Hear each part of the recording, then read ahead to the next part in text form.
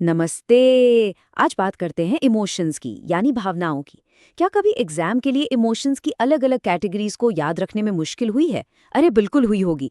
तो आज हम इसी मुश्किल को आसान बनाने वाले हैं। चलिए फटाफट शुरू करते हैं। तो आज का हमारा प्लान क्या है?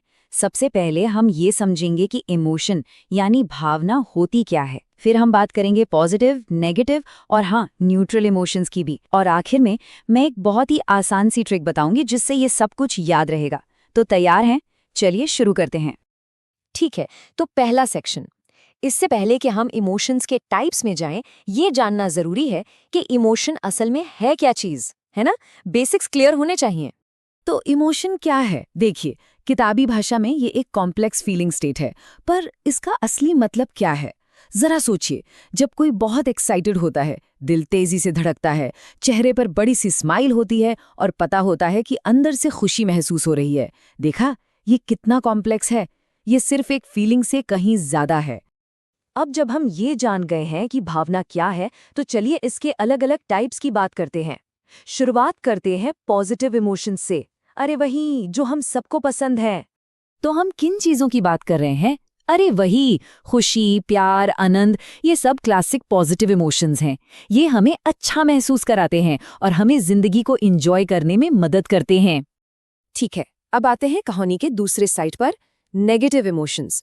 माना कि इन्हें महसूस करना किसी को अच्छा नहीं लगता, लेकिन ये भी जिंदगी का एक जरूरी हिस्सा है। यही तो हमें सीखने और आगे बढ़ने में मदद करते हैं। यहाँ हम बात कर रहे हैं डर, गुस्सा और उदासी जैसी भावनाओं की। ये भले ही अच्छी ना लगें, पर इनका भी एक मकसद होता है। जैसे डर हमें सेफ रखता है और उदासी हमें किसी नुकसान से उभरने में मदद करती है। और अब कुछ ऐसा जो शायद थोड़ा चौंकाने वाला हो। क्या आप जानते हैं कि न्यूट्रल इमोशंस भी होते हैं? मतलब जो ना तो पॉजिटिव है और ना ही नेगेटिव। थोड़ा अजीब लगा ना? तो ये न्यूट्रल इमोशन है क्या? ये है सरप्राइज, यानी कि आश्चर्य। जरा सोचिए, सरप्राइज होना अपने आप में अच्छा या बुरा नहीं होता, है ना? अगर किसी की लॉटरी लग जाए तो ये एक जबरदस्त सरप्राइज है, और अगर अचानक कोई तेज आवाज सुनाई दे तो वो एक बुरा सरप्राइज है। सब कुछ सिचुएशन पर डिपेंड करता है। ओके, तो अब वो हिस्सा जिसका सबको इंतजार था। इन सबको याद रखने की आसान ट्रिक। यकीन मानिए, पढ़ाई के लिए ये एक गेम चेंजर है। और वो ट्रिक क्या है? वो है PNN। जी हाँ, बस ये 3 अक्षर, यही इन सारी भावनाओं की कैटेगरीज को याद रखने की चाबी है। तो PNN का मतलब क्या है? बहुत सिंपल है। P से पॉजिटिव, पहले N से नेगेटिव और दूसरे N से neutral. PNN, positive, negative, neutral. बस इसे दिमाग में बिठा लीजिए।